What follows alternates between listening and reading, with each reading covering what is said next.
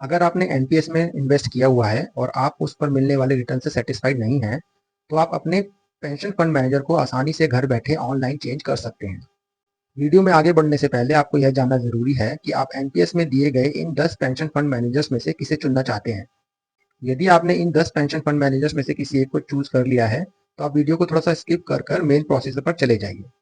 यदि आपने इनमें से किसी को चूज नहीं किया है या फिर आप यह समझना चाहते हैं कि इनमें से किसको चूज करना चाहिए, तो उसके लिए आप हमारे इस पिछले वीडियो को जरूर देखिए। इसका लिंक आपको ऊपर आई बटन पर मिल जाएगा।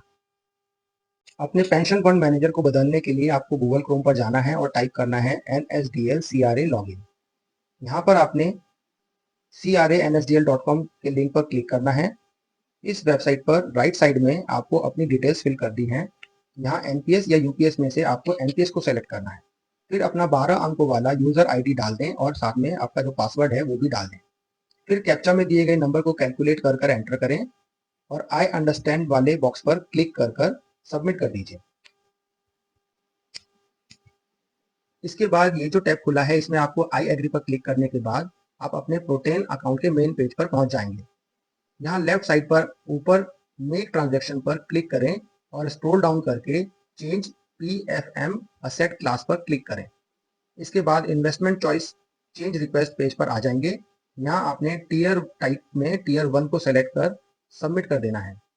फिर इस पॉपआउट टैब पर प्रोसीड पर क्लिक करने के बाद आप नेक्स्ट पेज पर पहुंच जाएंगे। इस नेक्स्ट पेज पर आप देख सकते हैं कि आपने किस स्कीम में इन्वेस्ट किया हुआ है, कितनी बार आपने अपने स्कीम मैनेजर को चेंज किया है और कितनी बार आपने अपनी स्कीम को चेंज किया है। यहाँ डिफॉल्ट स्कीम में इन्वेस्ट किया गया है और स्कीम प्रेफरेंस चेंज काउंटर में 0 दिखाई दे रहा है।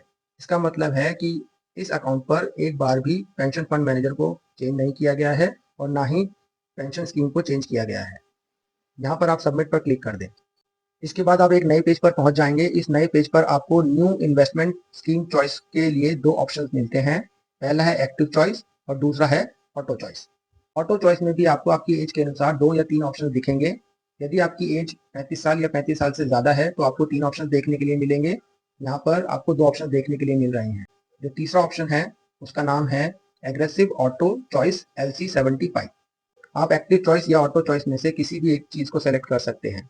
यदि आप एक्टिव चॉइस को चूज करते हैं तो इस पर क्लिक करें और नीचे दिए गए पेंशन फंड मैनेजर्स नेम पर स्क्रॉल डाउन करके इन 10 में से अपनी पसंद के किसी भी एक पेंशन फंड मैनेजर को चूज कर लें। जिस पेंशन फंड मैनेजर को आपने चूज किया है, स्कीम नेम पर अपने आप ही इस पेंशन फंड मैनेजर की स्कीम आ जाएगी। एक्टिव चॉइस में यहाँ आपका 100% इन्वेस्टमेंट पेंशन फंड मैनेजर की स्कीम में लगने का ही ऑप्शन मिलता है। आप इस परसेंटेज कॉन्ट्रीब्यूशन को चेंज नहीं कर सकते। और यदि आप ऑटो चॉइस में से किसी एक को सेलेक्ट करते हैं तो भी आप इन 10 में से किसी भी एक पेंशन फंड मैनेजर को चूज कर सकते हैं। इसके बाद सबमिट पर क्लिक करें और नेक्स्ट पेज पर चेक कर लें कि आपने जो चीज सेलेक्ट करी है वो डिटेल्स सही हैं या नहीं। इसके बाद सेंड ओटीपी पर क्लिक कर दें। आपके रजिस्टर्ड मोबाइल नंबर पर एक ओटीपी आएगा।